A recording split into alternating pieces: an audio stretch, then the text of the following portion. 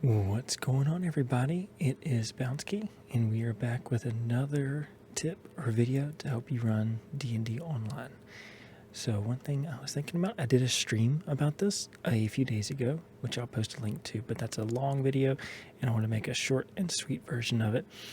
How could you recreate published adventure maps in a different art style, or in the Dungeon Scrawl style, or just a way to recreate them, to upload them to virtual tabletops like Roll20 or Owlbear Rodeo, which is one that I use a lot, and go from there. So the first questions you might be asking are, Matt, if I could find these online, why would I need to or want to recreate them?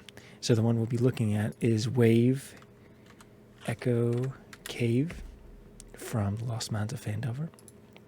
So look, right here, I can find the adventure map right here.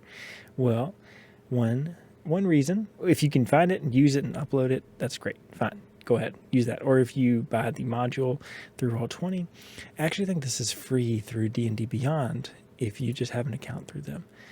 So that's another pro tip. If you just create an account, I don't think it has to be paid, but I'm not sure.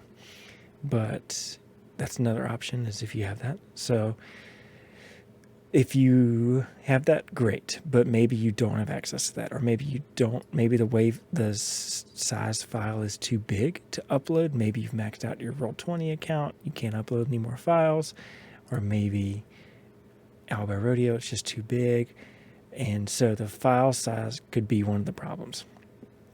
Another problem is that maybe you wanted to change the way the map works. Maybe you wanted to add a secret room, or you had a different idea for how the map looks. Like you like most of this dungeon, but you wanted to change some things or modify some things or edit it to however you like.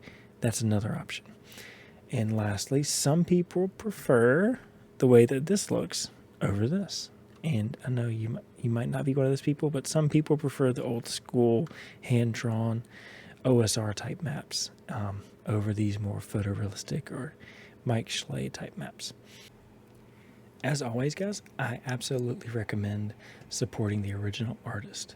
If the designers and the artists hadn't designed this, we wouldn't have anything to base it off of, and they put a lot of work into developing this.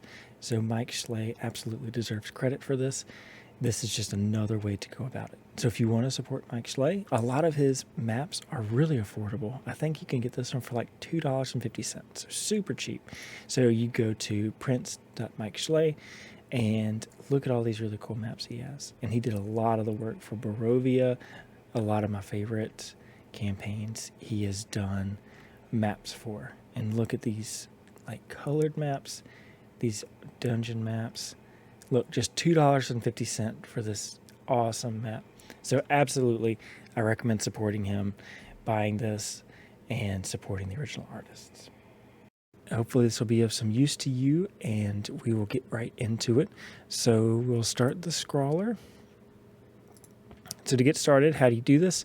You're going to save this image. Yep. Now we're going to add this. Drag and drop that to right there, and it should upload. Okay, so the first image was a WebP, and this I just typed in JPEG. Download that. Let's see if this uploads. Drag and drop. There we go. That uploaded. So the WebP file doesn't seem to work, but this does. All right, so next up, you bring this over like a stamp. Hit escape. We don't need two of them. Now we're going to make this full screen. The next step is to look at how big the map is. So we're going to count from left to right.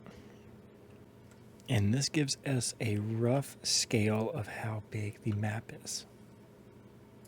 A few moments later. It's about 45 by 35.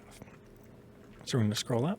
Now we're going to create a dungeon that size. So to do that, you go back to your dungeon layer, click like that. So 45 tall.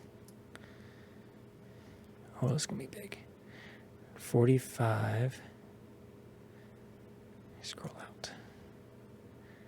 by 35. But we're going to do 2 extra, so 47 by 37. And I'll show you why in just a minute. Now hit escape. We're going to go back to this image layer. We're going to drag this over. Oof. Oh, I know why. Okay. And then to where it's 1 extra space all around. Layer opacity, we're going to make that really low. Now we're going to erase everything in the dungeon. Start from scratch. So we're going to erase all of this. Okay. And we can erase the outside too. And now we'll go from here. So we up the opacity a little bit so we can see what we're tracing. And now we go to the dungeon layer. And now we just start drawing the dungeon. We don't have to snap to the grid.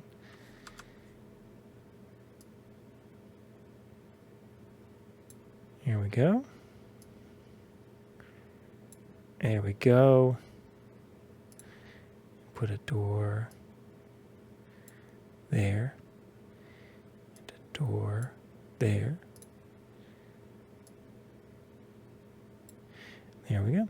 Now, if you need kind of tutorial on how to, a more in-depth tutorial on how to use this, I've done one, and I'll post a link to it up above.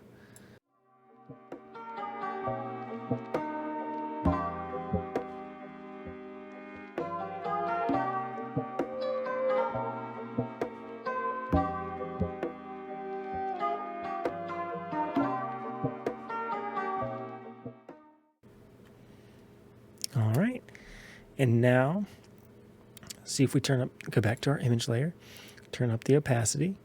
This is what Wave Echo Cave is designed to look like. If we turn it all the way down, see this is what we've got. And you would just continue this process going forward. And that's how you recreate dungeons from published adventures in Dungeon Draft. So for those of us that are a little bit more particular and detail-oriented, you will probably notice that the squares don't line up because I was just showing a proof of concept. This is like a bonus tip here at the end if you want to see how to get this more perfectly aligned. What we'll do is we'll delete this image. We will draw our original dungeon again. So we'll do a new dungeon layer. Actually, we can just delete this because I'm not going to fill the rest of this out. So dungeon layer, erase, delete all that. And then let's draw. And we'll do 47 by 37 again. 47.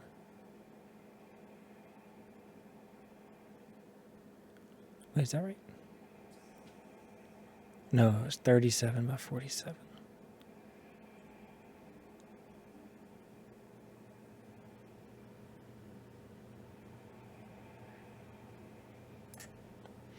There we go.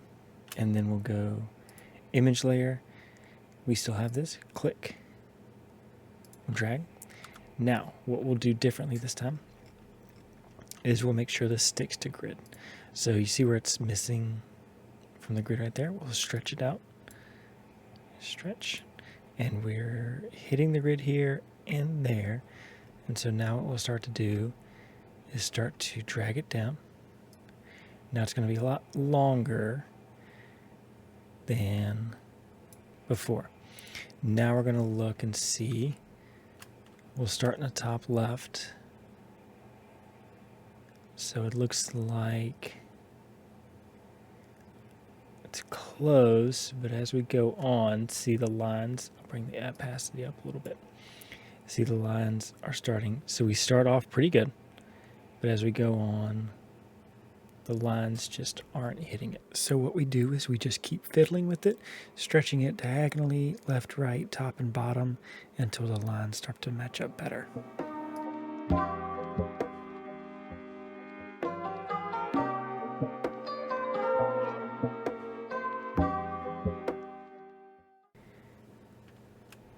That's pretty close. And so anyways, that's just a bonus tip. Yeah, those boxes are pretty close. This is scaled maybe as close as you can get. And if you guys want that, let's see what the other size would be. So if you want that, I'm going to go back to Dungeon Layer, and I'm going to scale it. So if you want this size, it's going to be 37.5, 37 by 50.5. And so that would be the new dungeon layer. And then you would start going from there. And so that would be more accurately scaled. Like I said, I have a video going more in depth on how to use Dungeon Draft, and I'll post a link to it. I put timestamps in it because I had gone a little bit of a rant at the beginning. But if you have any questions, just let me know. But anyways, thank you guys so much for watching. And if you like the video, click like. I'd really appreciate it. If you want to see me create more maps like this, I might do a stream every now and then where I'll recreate a map or draw my own, and we'll go from there. So hit subscribe and like if you want to be notified when I do that. And any maps I create on their live streams, I'll post a link for you to download yourself, to have for free and to use. But yeah, let me know if you have any questions, and I'll catch you guys in the next one. Peace. Bye.